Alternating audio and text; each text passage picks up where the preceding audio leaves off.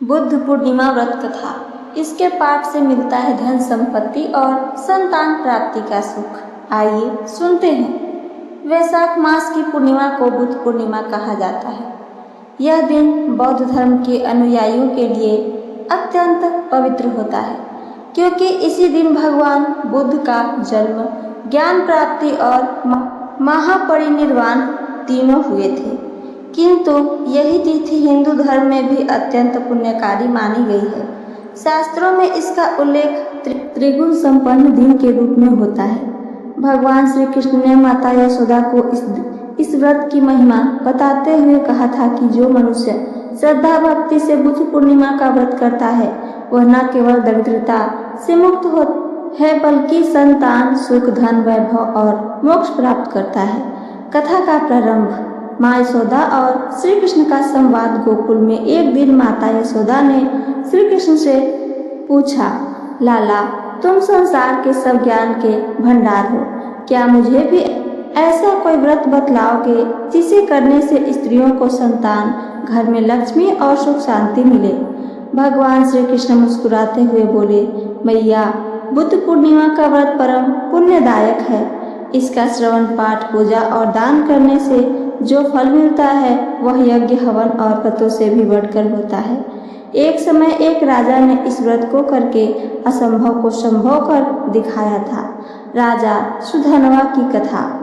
पुरातन काल में कुरु प्रदेश में सुधन्वा नामक एक राजा राज्य करता था। वह अत्यंत धर्मात्मा, दानवीर और न्यायप्रिय था।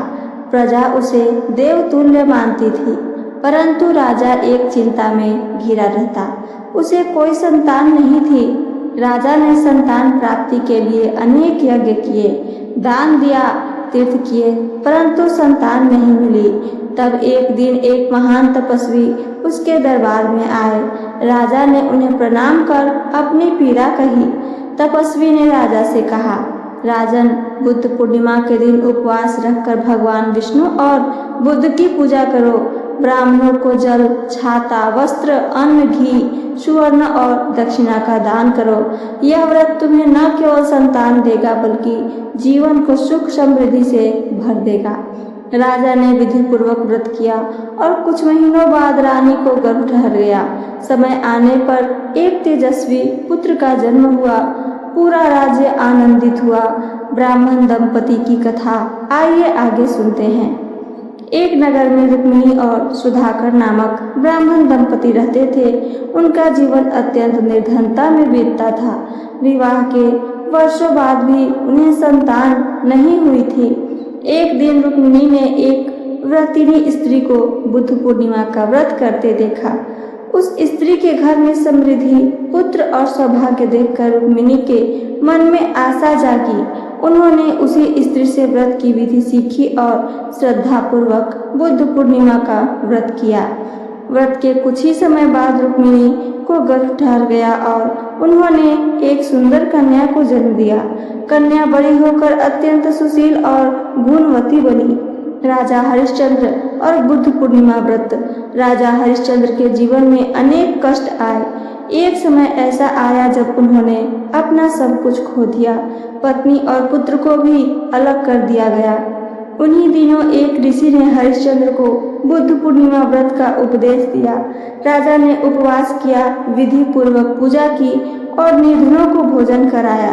उसी रात उन्होंने स्वप्न में भगवान विष्णु को देखा, जिन्होंने कहा कि तुम्हारी परीक्षा पूर्ण हुई, तुम्हारा धर्म तुम्हें पुनः सब कुछ दिलाएगा। कुछ ही समय में राजा को उसका राज्य, परिवार और यश पुनः प्राप्त हुआ। यही व्रत उसके जीवन के अंधकार को दूर कर दिया। बुद्ध पूर्णिमा का व्रत विधि आइए जानते हैं। बुद्ध पूर्णिमा व्रत की विधि कुछ इस प्रकार है। पहला, इस दिन प्रातःकाल स्नान करके व्रत का संकल्प लें। दूसरा, व्रती को निर्जल उपवास रखना चाहिए। तीसरा, भगवान विष्णु और भगवान बुद्ध की मूर्ति स्थापित करना चाहिए। चौथा, पीले पुष्प, धूप, दीप, नैवेद्य, तुलसी और पत्र से पूजन करें। पांचवा, श्री सूक्त, बुद्ध स्तुति और विष्णु सहस्त्र नाम का पाठ करें। छठा, ब्राह्मणों को भोजन कराकर दान दें, वस्त्र, जल, कलश, चप्पल, छाता, स्वर्ण, अन्न आदि दान करें। रात्रि जागरण करें और अगले दिन व्रत का पालन करें। बुद्ध पूर्णिमा का महात्म्य आइए आगे सुनते हैं।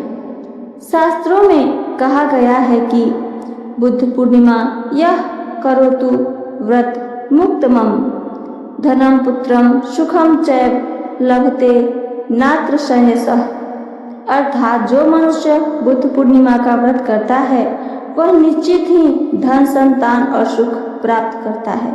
आधुनिक काल में बुद्ध पूर्णिमा व्रत के चमत्कार, कई स्त्रियों ने यह व्रत किया और वर्षों की संतानहीनता दूर हुई। कई परिवार में यह व्रत परंपरागत रूप से किया जाता है और परिवार में कभी अन्न का संकट नहीं आता है। एक महिला ने बताया कि उन्होंने 3 वर्ष तक यह व्रत किया। अब उन्हें 2 पुत्र और 1 कन्या की प्राप्ति हुई है। एक व्यवसायी ने यह व्रत किया और उनके व्यापार में भारी वृद्धि हुई है। बुद्ध पूर्णिमा और तीर्थ स्नान के बारे में आइए आगे जानते हैं। इस दिन तीर्थों में स्नान करना अति पुण्यकारी माना गया है। गंगा, यमुना, सरस्वती, नैमिषारण्य, कुरुक्षेत्र, प्रयाग, पुष्कर और हरिद्वार में स्नान करके व्रत करने से सहस्त्र यज्ञों का फल प्राप्त होता है। दान का महत्व आइए आगे जाने। बुद्ध पूर्णिमा पर किए गए दान से कई जन्मों के पाप नष्ट होते हैं। विशेषकर इन वस्तुओं का दान करना श्रेष्ठ होता है।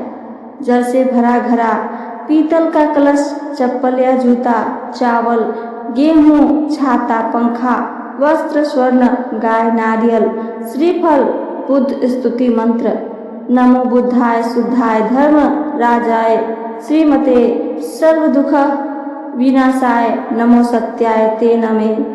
इस मंत्र का जप बुद्ध पूर्णिमा पर करने से चित्त शुद्ध होता है, दुख दूर होते हैं और जीवन में स्थायित्व आता है। फलश्रुति, जो व्यक्ति इस कथा को श्रद्धा से सुनता है या पढ़ता है वह अनेक जन्मों के पापों से मुक्त हो जाता है। यदि कोई स्त्री निसंतान है तो उसे संतान की प्राप्ति होती है। यदि कोई निर्धन है तो उनके जीवन में धन आता है। भगवान श्री कृष्ण ने यशोदा माता से कहा था कि मैया, जो स्त्री व्रत को आस्था से करेगी उसका जीवन कष्टों से मुक्त होगा। नारी को यह वरदान है कि वह चाहे तो संपूर्ण संसार को अपने पुण्य से प्रकाशित कर सकती है। इन सब का उपसंहार क्या है आइए आगे वो भी सुने। बुद्ध पूर्णिमा व्रत केवल एक धार्मिक अनुष्ठान नहीं बल्कि एक आत्मिक साधना है। यह व्रत व्यक्ति को आत्मिक शांति, सांसारिक समृद्धि और जीवन की पूर्णता देता है। श्रद्धा, संयम, सेवा और संकल्प, ये चारों इस व्रत के मूल स्तंभ हैं। जो इन्हें अपनाता है वह भगवान बुद्ध की कृपा और भगवान विष्णु की अनुकंपा का पात्र बनता है। इति श्री बुद्ध पूर्णिमा व्रत कथा संपूर्णम। तो ये थी मेरी आज की कथा। मेरी कथा आप सबको पसंद आई हो तो चैनल को सब्सक्राइब करके वीडियो को लाइक करना ना भूलें। साथ साथ प्यार से कमेंट करके हमें अपना ज़रूर बताइए। सुनने के लिए धन्यवाद। जय श्री कृष्णा। राधे राधे।